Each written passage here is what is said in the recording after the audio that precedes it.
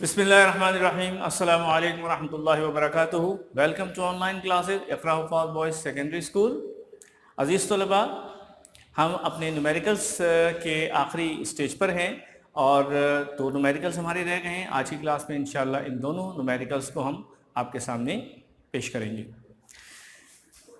अज़ीज़ तलबा, ये जो हमारे पास क्वेश्चन नंबर है 3.12, इसमें जो कुछ आपको दिया जा रहा है आइए उसको जरा एक नज़र देख लेते हैं। 3.12, आई एम जस्ट रीडिंग।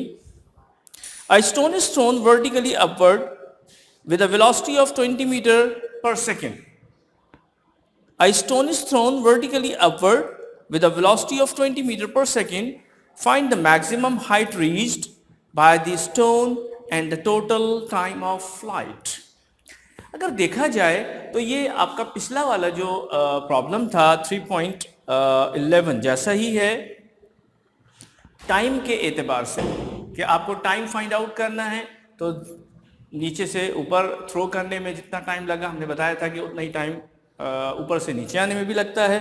सुना चाहिए तो इस हद तक तो ये क्वेश्चन बिल्कुल प्रीवियस क्वेश्चन जैसा ही है और सिर्फ हाइट आपको फाइंड आउट करनी है, तो हाइट को और हम देख लेते हैं। एनीवे, देखिए ये सिचुएशन है हमारे पास। यहां से स्टोन को ऊपर फेंका गया है 20 मीटर पर सेकेंड की वेलोसिटी से। ये हमारा ग्राउंड लेवल है और ये हमारा टॉप लेवल है।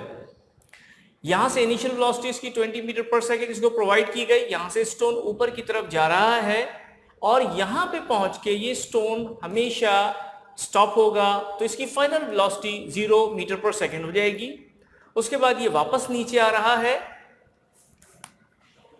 ये वापसी का इसका ट्रैक है, यूं समझ लीजिए। यानी वापसी का ट्रैक ये तो नहीं होता, अलबत्ता हमने सिर्फ रिप्रेजेंट किया है कि ऊपर से नीचे भी आ रही है ये बॉडी। तो अब क्या होता है कि जब यहां से ऊपर की जानिब ये बॉडी जा रही है, यानी जो स्टोन है वो ऊपर जा रहा है, तो इसमें डेटा में क्या क्या चीजें हमें मिल रही हैं। इनिशियल वेलोसिटी मिल रही है, फाइनल वेलोसिटी मिल रही है, और एक और चीज कौन सी है जो हमें यहां पर गिवन तो नहीं है, अंडरस्टूड होती है, वो क्या है? Acceleration due to gravity. और चूंकि ये बॉडी ऊपर की जानिब जा रही है तो acceleration due to gravity -10 metre पर सेकेंड स्क्वायर होगा। Is it clear? आइए इसका डेटा बनाते हैं। और ये चूंकि नीचे से ऊपर जा रही बॉडी, इसलिए हम यहां ये भी लिख देते हैं, when stone is throwing up,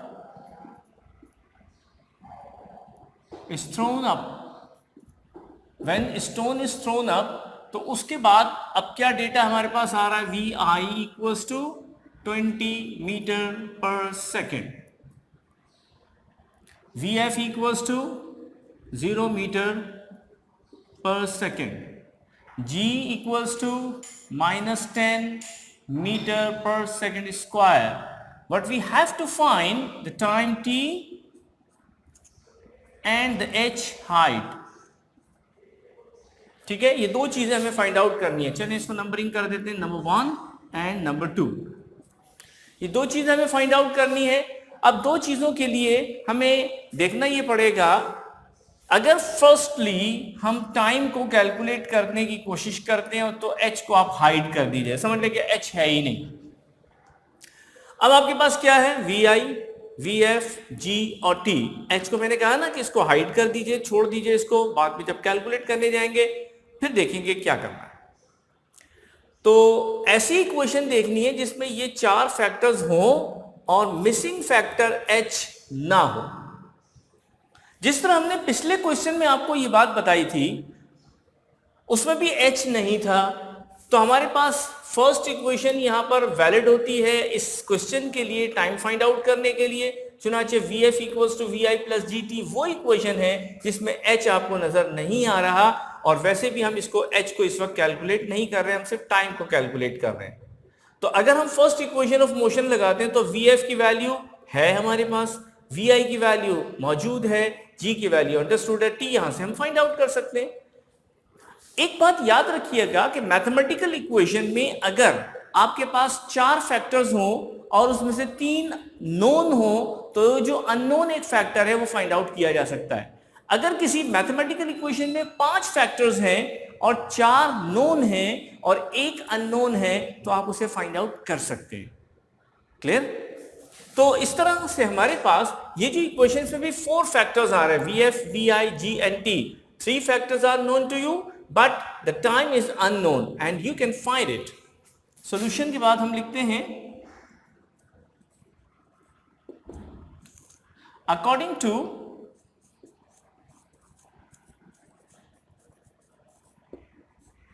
first equation of motion,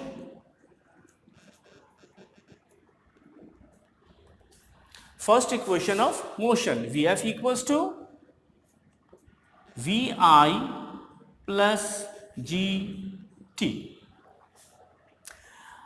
यह हमारा क्वेश्चन नंबर 3.13 है। थोड़ी देर के लिए इसका बोर्ड उधार ले लेते हैं।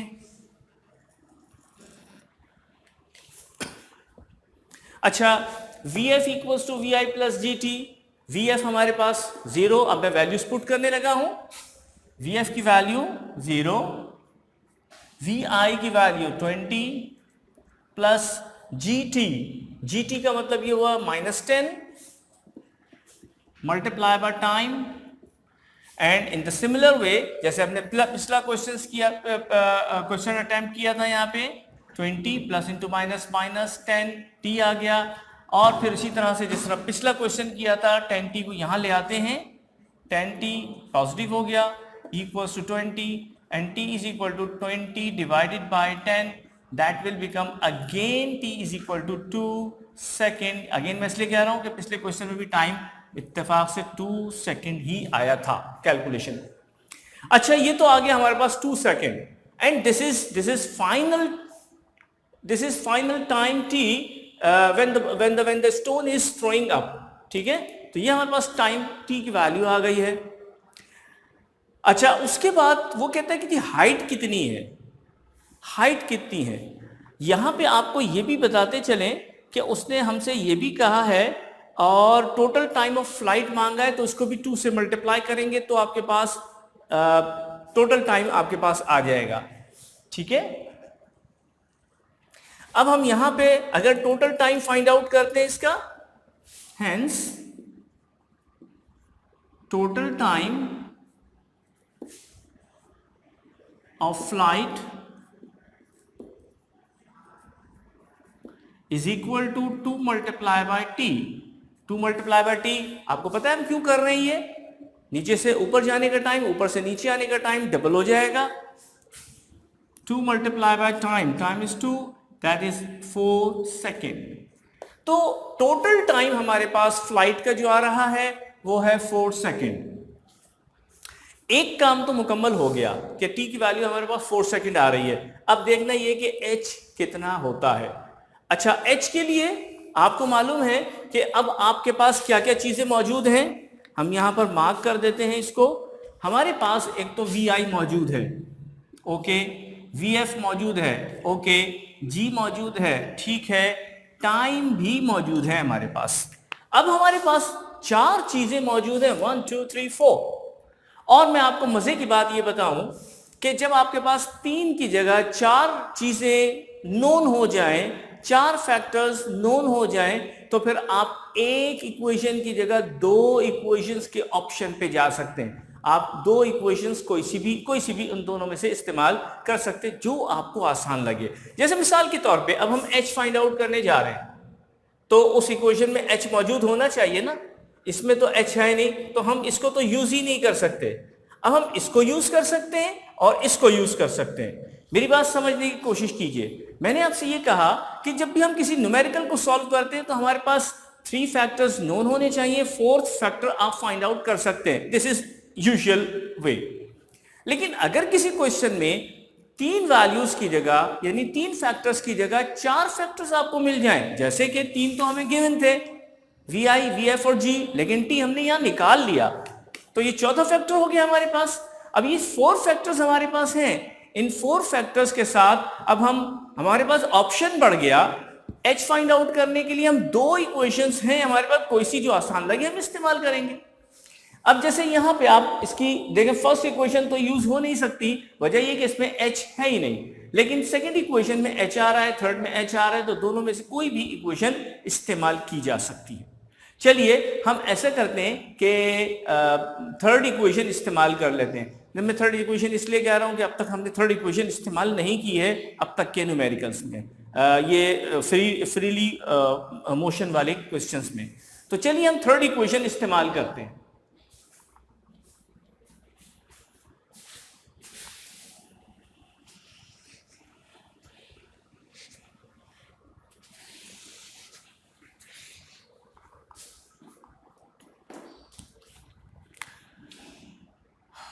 हम इस वक्त सॉल्यूशन पर हैं, याद रखिएगा, उसी के आगे चल रहा है।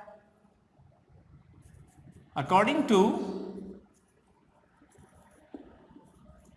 थर्ड इक्वेशन ऑफ मोशन, ये है 2gh equals to vf square minus vi square. ठीक है, अब मैं वैल्यूज पुट कर रहा हूं, 2g माइनस 10 h कितना है फाइंड आउट करना है, एंड vf 0 था हमारे पास, 0 स्क्वायर माइनस vi हमारे पास था 20 मीटर पर सेकेंड, तो ये हमारे पास ये आ गया 20 स्क्वायर ऑफ 20। थोड़ा सा मैं सिंप्लीफाइड फॉर्म में लिखूं, 10 2 10 20 हो गया, तो माइनस 20h, ये सब आपस में मल्टीप्लाई हो रहे हैं, यानी 20 और h दोनों आपस में मल्टीप्लाई हो रहे हैं। ये माइनस क्यों आया? इसलिए कि इसके पीछे प्लस लगा हुआ था। मैथमेटिकली हमें पता है कि प्लस इंटू माइनस माइनस हो जाता है, so that minus 20h equals to 0 square mean 0 minus 20 square. 20 square कैसे क्या इसकी वैल्यू क्या होती है? 400 होती है। अच्छा, एक बात याद रखिए, एक मैथमेटिकल रूल है कि अगर -2 का स्क्वायर हो तो वो पॉजिटिव 4 हो जाता है, लेकिन अगर -2 ऐसे लिखा हुआ हो माइनस ब्रैकेट से बाहर, तो फिर ये -4 होगा, याद रखिएगा। This is very important point.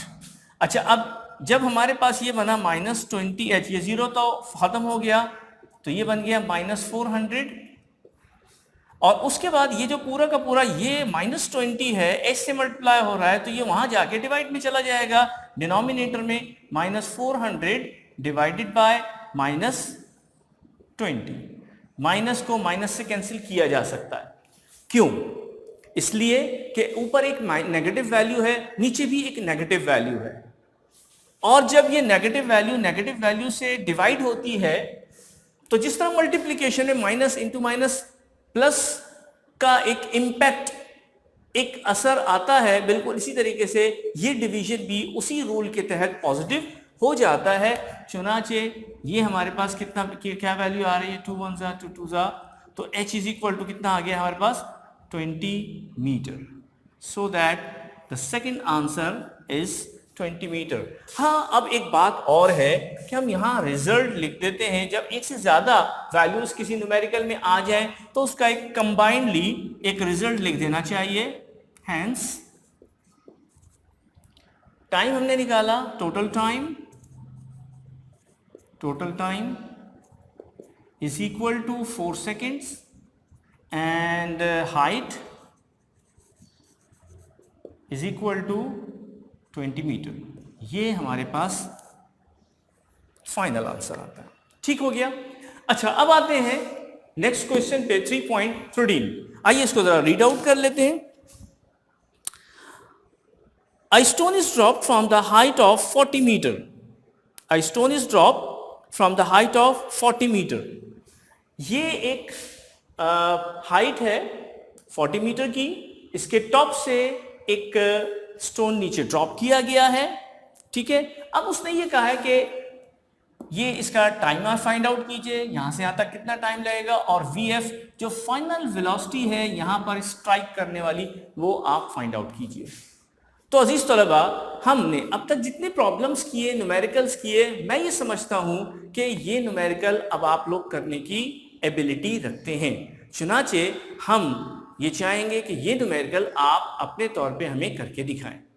अच्छा, अब करके दिखाने का मतलब क्या हुआ कि आप ये न्यूमेरिकल करेंगे बिल्कुल उसी ऑर्डर में, उन्हीं स्टेप्स के साथ, और हमें व्हाट्सएप पे इसकी पिक्चर भेजेंगे। इसकी पिक्चर भेजेंगे कि सर मैंने आपको ये करके दिखाया है, आप इसको इस पे कमेंट्स कीजिए, तो हम उसका इंशाल्लाह आपको व्हाट्सएप पे जवाब भी देंगे। अच्छा, अब देखिए, मैं इस क्वेश्चन को थोड़ा सा आपको बता दूं कि अब तक हमने वीएफ फाइंड आउट नहीं किया था किसी भी न्यूमेरिकल में। आपके लिए मशवरा ये है कि पहले आप टी निकालें। हिंट्स आपको दे देते हैं हम। सबसे पहले आप डेटा बनाएंगे, सॉल्यूशन लिखेंगे,